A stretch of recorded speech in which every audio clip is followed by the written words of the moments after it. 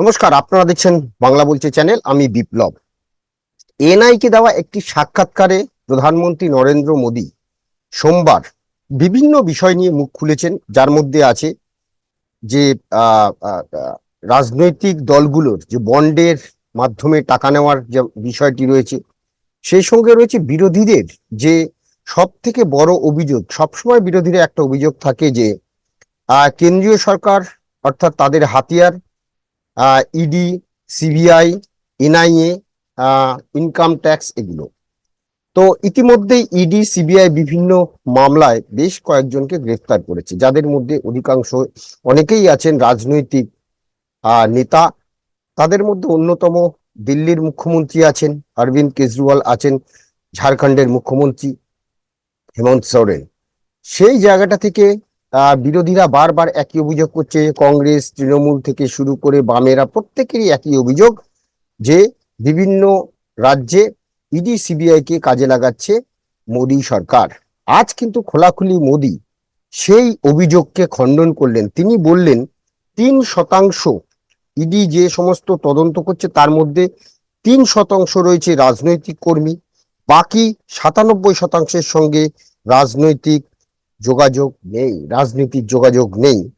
অর্থাৎ বলছেন ইডি যাদের গ্রেফতার করেছে তাদের মধ্যে মাত্র 3% রাজনৈতিক কর্মী, বাকি 97%-এর মধ্যে রাজনীতির যোগাযোগ নেই।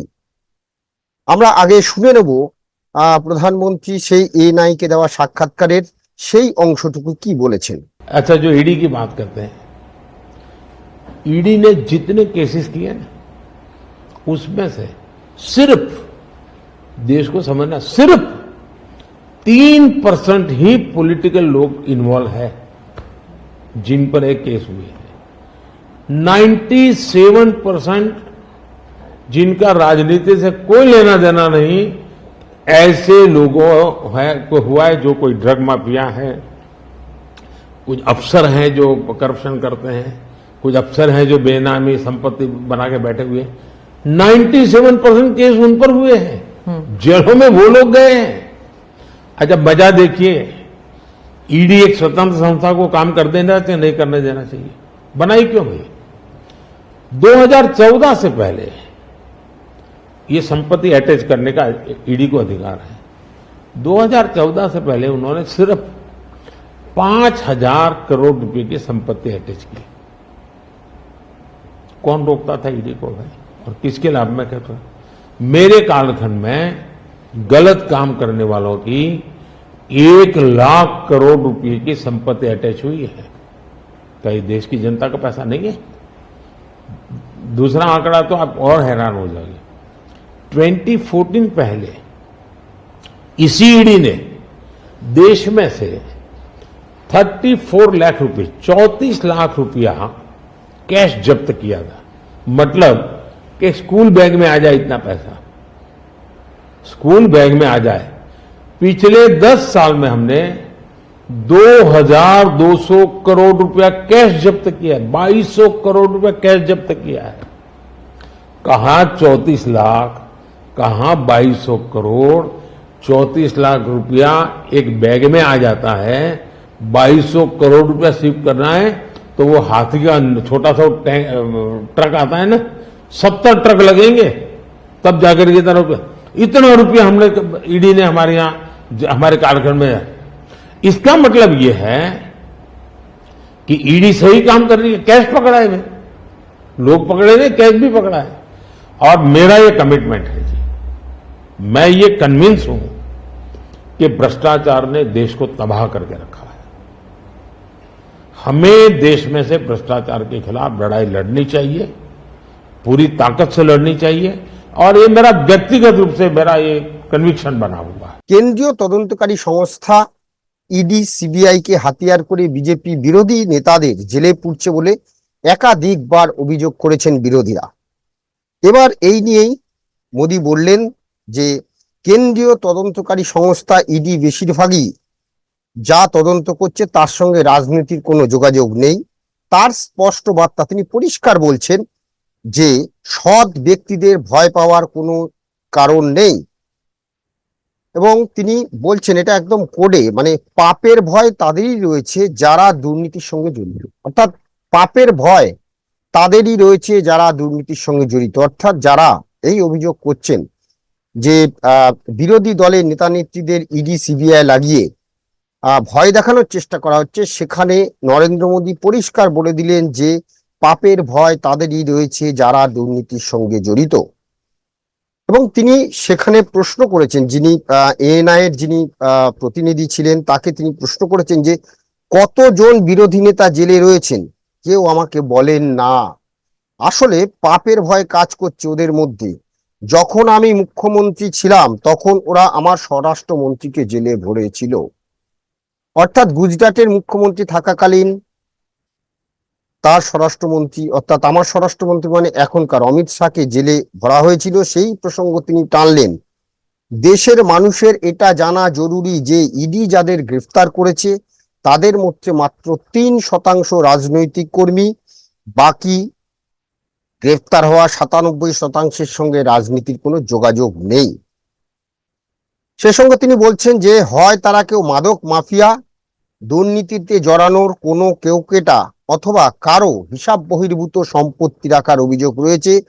এগুলোর জন্যই বা এই জন্যই বা কোনো কারণেই তারা জেলবন্দি রয়েছেন। অর্থাৎ রাজনীতিতে যারা রাজনৈতিক নেতা নেত্রী যারা জেলে রয়েছেন তাদের কথা, মাদকের কথা বলছেন এবার, অথবা মাদকের সঙ্গে যোগাযোগ বা হিসাব বহির্ভূত সম্পত্তি, অর্থাৎ ইডি যেটা করে হিসাব বহির্ভূত সম্পত্তি, সেটা কথাই তিনি বলছেন।